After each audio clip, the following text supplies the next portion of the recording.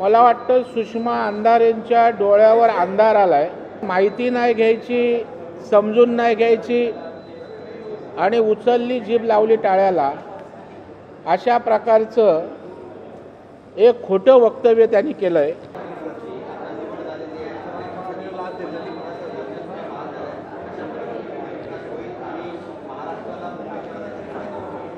मी महाराष्ट्राच्या मुख्यमंत्र्यांचं मनापासून अभिनंदन करतो की सर्वसामान्य मध्यमवर्गीय रहिवाशांच्या हाऊसिंगच्या स्वयंपुनर्विकासासंदर्भात प्राधिकरण करण्याचा एक ऐतिहासिक निर्णय केला, ज्यामुळे बिल्डरकडे विकासाकडे जाण्यापेक्षा स्वतःची इमारत स्वतः पुनर्विकसित करा, त्याला अर्थपुरवठा केला जाईल, शासनाच्या परवानग्या मिळतील आणि हे सगळं कार्यान्वित करण्यासाठी प्राधिकरण स्थापण्याचा निर्णय त्या ठिकाणी झाला आहे।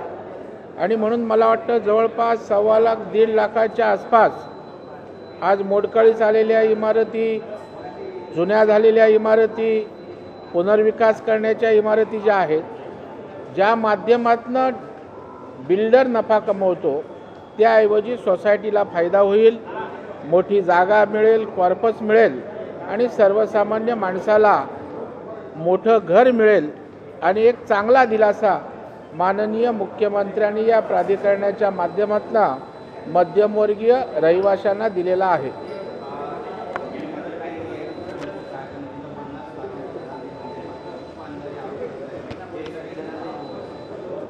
मला वाटतं सुषमा अंधारेंच्या डोळ्यावर अंधार आलाय, डोळ्यावर झापड बांधलंय। राजकारणासाठी खोटं बोलणं मी समजू शकतो, पण माहिती नाही घ्यायची, समजून नाही घ्यायची आणि उचलली जीभ लावली टाळ्याला, अशा प्रकारचं एक खोटं वक्तव्य त्यांनी केलंय। मी आता या ठिकाणी चेकच्या झेरॉक्स देतोय, चेक क्लिअरन्स झाल्याचे पुरावे देतोय। सुषमा अंधारेंनी महाराष्ट्रातल्या शेतकऱ्यांची माफी मागावी। हा या ठिकाणी पश्चिम उपनगर मजूर फेडरेशनचा चेक आहे 11 लाखाचा। हा आहे पूर्व फेडरेशन मजूर फेडरेशनचा चेक 11 लाखाचा। आता isakal.com आहे देशातील नंबर 1 ची मराठी न्यूज वेबसाईट। प्रत्येक अपडेटसाठी isakal.com ला नक्की भेट द्या। हा आहे हाऊसिंग फेडरेशनचा चेक 5 लाखाचा। हा आहे शहर फेडरेशनचा चेक सहकारी संस्थेचा 11 लाखाचा। हा आहे महावीर कन्स्ट्रक्शन चेक 5 लाखाचा आणि हा आहे अखिलेश चौबे यांचा 1 लाखाचा आणि रायगड प्रतिष्ठानचा चेक मी या ठिकाणी आणला नाही। आणि अशा प्रकारे 55 लाख रुपयाचे चेक माननीय मुख्यमंत्र्यांच्या हातामध्ये दिलेले आहेत। महाराष्ट्रातला शेतकरी उद्ध्वस्त झालाय आणि त्याकरता मुख्यमंत्र्यांस ते सहाय्यता निधीला दिलेले आहेत, ज्याने त्या ठिकाणी कधी 1 रुपयाची मदत केली नाही। सकाळी उठायचं तिकडे संजय राऊत त्या ठिकाणी बडबड करणार, आता दुसरी चिवचिव या ठिकाणी सुषमाताईंची चालली।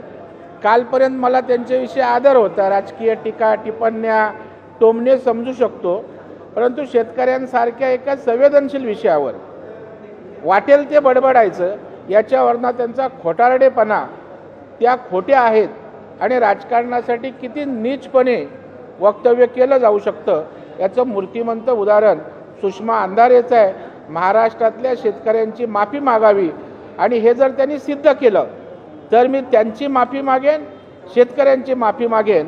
आता तुमच्या कुठल्याही विधानावर राज्यातली जनता कधीच विश्वास ठेवणार नाही, कारण अशा एका नाजूक प्रसंगी, संवेदनशील प्रसंगी पण आपण राजकारण करताय, आपला पक्ष राजकारण करतोय, हे महाराष्ट्राला आवडत नाही। तुमचा आम्ही धिक्कार करतो। 26/11च्या हल्ल्यानंतर अमेरिकेच्या दबावामुळे पाकिस्तान विरोधात कारवाई केली नाही असं माजी गृहमंत्री पी चिदंबरम यांच्याकडून म्हणण्यात आलेलं आहे। परराष्ट्र मंत्रालय नाही, मला वाटतं विरोधी पक्षाचं काम आता केवळ टीका करणं, यशस्वी सरकारवर आरोप करणं, अशा प्रकारे कुठली गोष्ट झाली असेल तर ते पंतप्रधानांना, गृहमंत्र्यांना त्यांनी द्यावं. असं कधीच निष्काळजीपणा किंवा कारवाईचा होऊ शकत नाही. आणि निदान मोदी साहेबांच्या नेतृत्वाखाली अमित शाह गृहमंत्री असताना त्या ठिकाणी जशास तसं उत्तर आणि कारवाई हे त्या ठिकाणी होणारच. काल झाली, आज होईल आणि उद्याही होईल. देश विदेशातील प्रत्येक घडामोडींचे लाईव्ह अपडेट मिळवण्यासाठी आता साम टीव्हीच्या सर्व सोशल मीडिया प्लॅटफॉर्मला लाईक, फॉलो आणि सबस्क्राईब करा. तसंच सर्व नोटिफिकेशनसाठी बेल आयकॉन प्रेस करायला विसरू नका.